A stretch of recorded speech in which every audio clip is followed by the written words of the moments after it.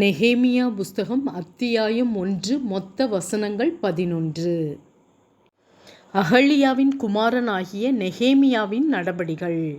20ஆம் வருஷம் கிஸ்லேயு மாதத்தில் நான் சூசான் என்னும் அரண்மனையில் இருக்கும்போது சம்பவித்தது என்னவென்றால், என் சகோதரரில் ஒருவனாகிய ஆனானியும் வேறே சில மனுஷரும் யூதாவிலிருந்து வந்தார்கள்.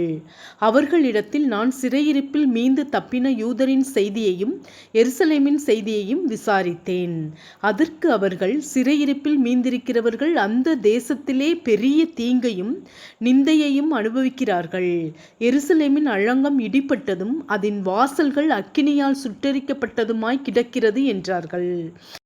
இந்த வார்த்தைகளை கேட்டபோது நான் உட்கார்ந்து அழுது சில நாளாய் துக்கித்து உபவாசித்து மன்றாடி பரலோகத்தின் தேவனை நோக்கி, பரலோகத்தின் தேவனாகிய கர்த்தாவே, உம்மில் அன்பு கூர்ந்து உம்முடைய கற்பனைகளை கைக்கொள்ளுகிறவர்களுக்கு உடன்படிக்கையையும் கிருபையையும் காக்கிற மகத்துவமும் பயங்கரமுமான தேவனே, உமது அடியாராகிய இஸ்ரவேல் புத்திரருக்காக இன்று இரவும் பகலும் உமக்கு முன்பாக மன்றாடி, இஸ்ரவேல் புத்திரராகிய நாங்கள் உமக்கு விரோதமாக செய்த பாவங்களை அறிக்கையிடுகிற அடியேனுடைய ஜெபத்தை கேட்கிறதற்கு உம்முடைய செவி கவனித்தும் உம்முடைய கண்கள் திறந்தும் இருப்பதாக. நானும் என் தகப்பன் வீட்டாரும் பாவம் செய்தோம். நாங்கள் உமக்கு முன்பாக மிக கெட்டவர்களாய் நடந்தோம்.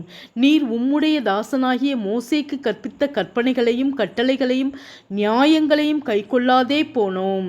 நீங்கள் கட்டளையை மீறினால் நான் உங்களை ஜாதிகளுக்குள்ளே சிதறடிப்பேன் என்றும், நீங்கள் என்னிடத்தில் திரும்பி என் கற்பனைகளை கைக்கொண்டு அவைகளின்படி செய்வீர்களானால் உங்களிலே தள்ளுண்டு போனவர்கள் வானத்தின் கடையாந்தரத்தில் இருந்தாலும் நான் அங்கே இருந்து அவர்களை சேர்த்து என் நாமம் விளங்கும்படி நான் தெரிந்து கொண்ட ஸ்தலத்துக்கு அவர்களை கொண்டு வருவேன் என்றும் தேவரீர் உம்முடைய தாசனாகிய மோசேக்கு கட்டளையிட்ட வார்த்தையை நினைத்தருளும். தேவரீர் உமது பெரிய வல்லமையினாலும் உமது பலத்த கரத்தினாலும் மீட்டு கொண்ட உமது அடியாரும் உமது ஜனங்களும் இவர்கள்தானே.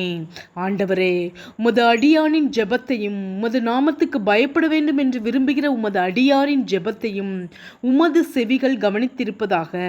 இன்றைக்கு உமது அடியானுக்கு காரியத்தை கைகூடி வரப்பண்ணி இந்த மனுஷனுக்கு முன்பாக எனக்கு இரக்கம் கிடைக்க பண்ணியருளும் என்று பிரார்த்தித்தேன். நான் ராஜாவுக்கு பாத்திரக்காரனாயிருந்தேன்.